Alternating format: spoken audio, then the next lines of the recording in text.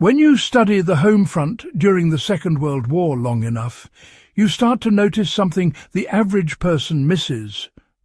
Ordinary families weren't preparing for a weekend storm or a short supply chain hiccup.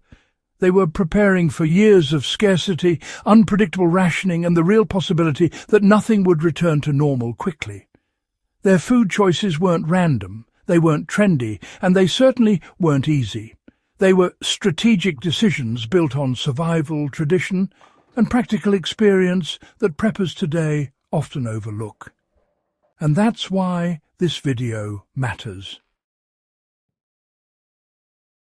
If you're someone who takes preparedness seriously, someone who respects the lessons carved out by families who had no margin for error, then studying what they stocked, why they stocked it, and how they used it becomes a masterclass in long-term resilience. These foods weren't just calories, they were stability, reliability, and in many cases the only thing that kept households functioning during shortages that stretched well beyond what modern people could endure. So let's walk through these 12 foods not as a nostalgic list, but as a blueprint that still works flawlessly today. The first food families relied on for generational storage was dried beans because they offered protein, long shelf life, and predictable performance. WWII households treated beans like currency because they were dependable when meat was rationed into useless quantities. Families stored them in large sacks, sealed tins, and reused jars. The practical application today is straightforward: store them oxygen-free, rotate them yearly, and pair them with a pressure cooker to cut cooking time dramatically. The parallels between a 1940s pantry and a modern prepper pantry are almost identical. Wartime families stockpiled oats because they stored cleanly, cooked fast, and fed large households without waste. Oats were one of the cheapest ways to keep kids and workers energized. They could be stretched, flavored, or boiled into what amounted to survival fuel. For modern preppers, oats offer the same value. Store them in sealed buckets with desiccants, and you have a staple that will outlast most commercial survival foods at a fraction of the cost. Sugar was hoarded like gold because it powered preserving, baking, and energy-dense foods all year long. Even with ration coupons, families bartered and traded for sugar because it enabled canning, one of the few ways to keep fruit edible for years. A modern household can replicate this by buying sugar in bulk, keeping it dry, and pairing it with canning jars, lids, and fruit whenever cheap harvests appear. Flour was another rationed item, so families stored it in quantity whenever they got the chance. Bread was a daily necessity, not an optional snack. Stored correctly, cool, dry, and often mixed with alternative grains, flour stayed usable far longer than government pamphlets suggested.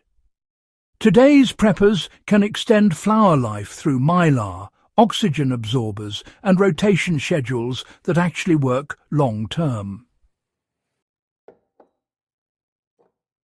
Salt was the one food that never spoiled, never went bad, and never lost value. Its primary function wasn't taste, it was preservation.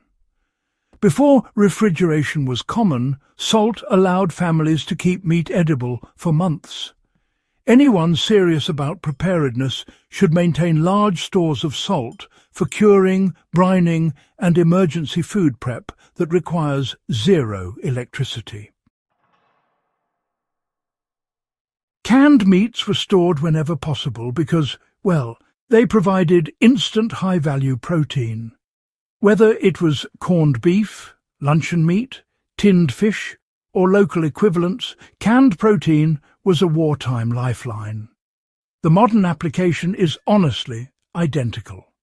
Keep a rotating supply of canned tuna, sardines, chicken, corned beef and spam. They last for years, and in a crisis they require no cooking at all. Canned vegetables formed the backbone of year-round nutrition when gardens went dormant or, when weather destroyed crops.